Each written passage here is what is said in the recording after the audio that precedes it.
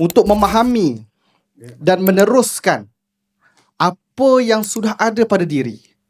Cuma pada hari ini dia terhalang oleh beberapa halangan. Dan sebelum kita pergi lebih jauh kepada hal-hal leluhur lah, saka lah, jin lah, khatam lah, mimpi akhir zaman lah, macam-macam tu, and whatsoever, kita akan faham dulu takrif dan makna leluhur itu terlebih dahulu. Jadi kita kena faham makna leluhur yang sedang berlegar di media sosial ni. Leluhur ni kalau perawat dia akan kait saka dengan jin. Kalau kita ni orang yang dah faham, leluhur ni bahasa Jawa. Maknanya keturunan.